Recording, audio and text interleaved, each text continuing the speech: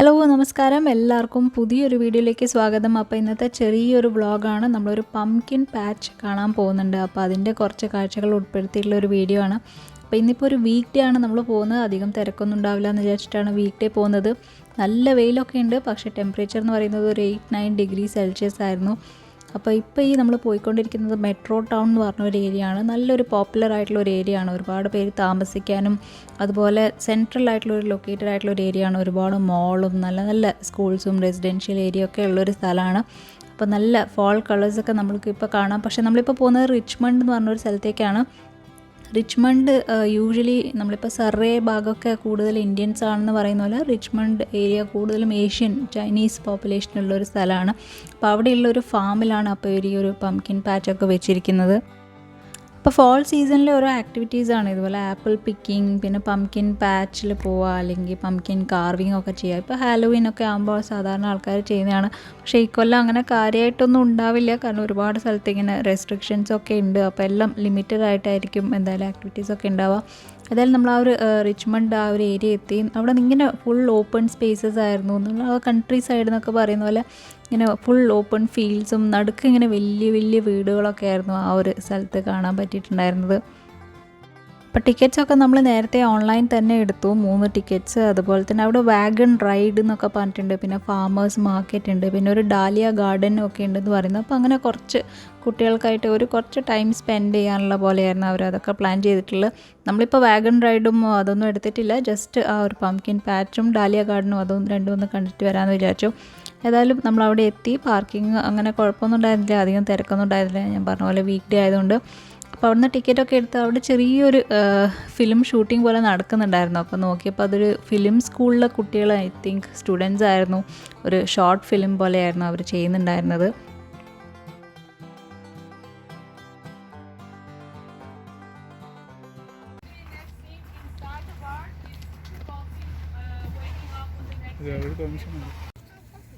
Rhine നോക്ക് നോക്ക് നോക്ക് rain rain show your teeth.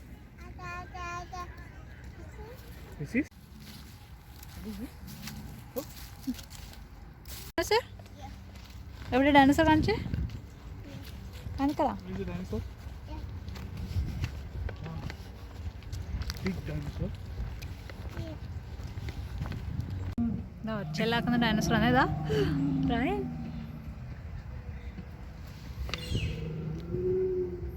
പൊടിയാന്നുണ്ടാ? പൊടിയാന്നുണ്ടാ? ആ അതിൻ്റെ അടുത്ത് പോണാ?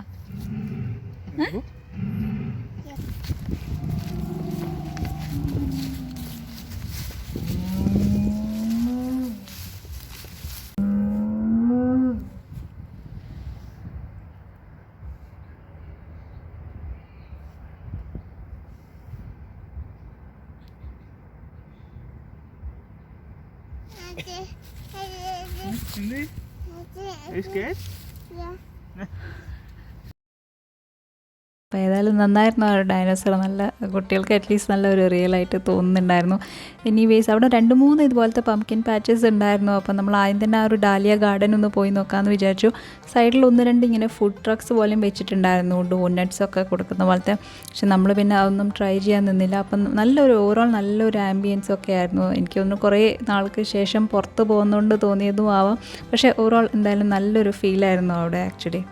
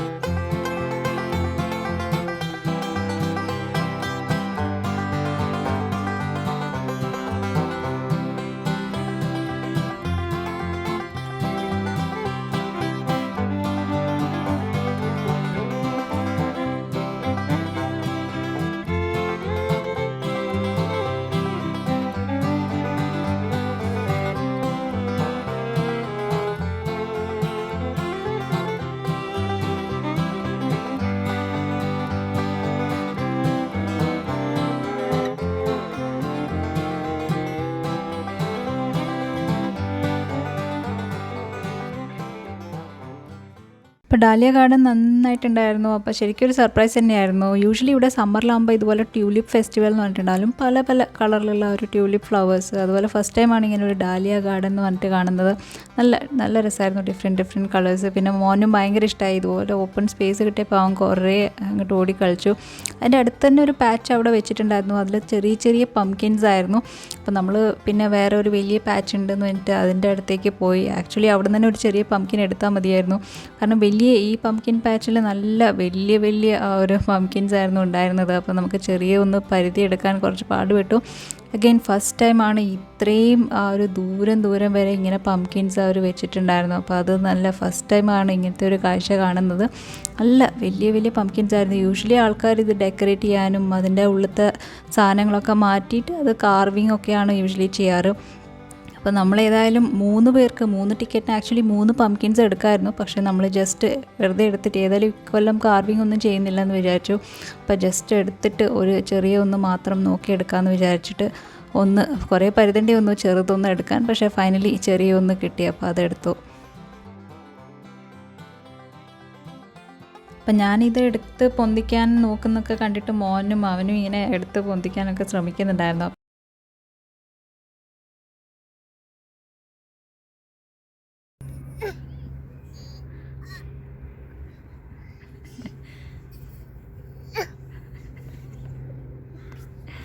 ആവുന്നില്ലേ?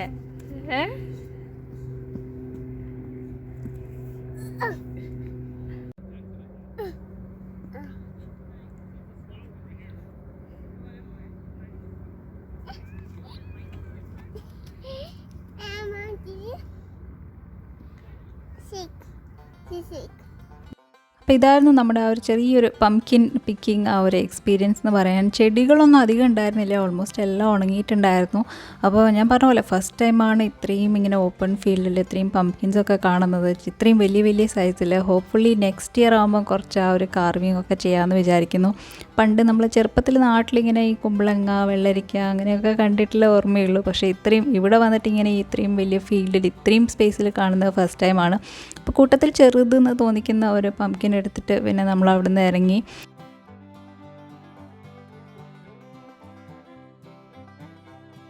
അപ്പോൾ അവിടെ പംകിൻ കൂടാതെ ഇങ്ങനെ ക്യാബേജിൻ്റെയും ഫീൽഡ് ഉണ്ടായിരുന്നു. ഈ ഗ്രീൻ ക്യാബേജ് അതുപോലെ തന്നെ പേർപ്പിൾ ക്യാബേജൊക്കെ.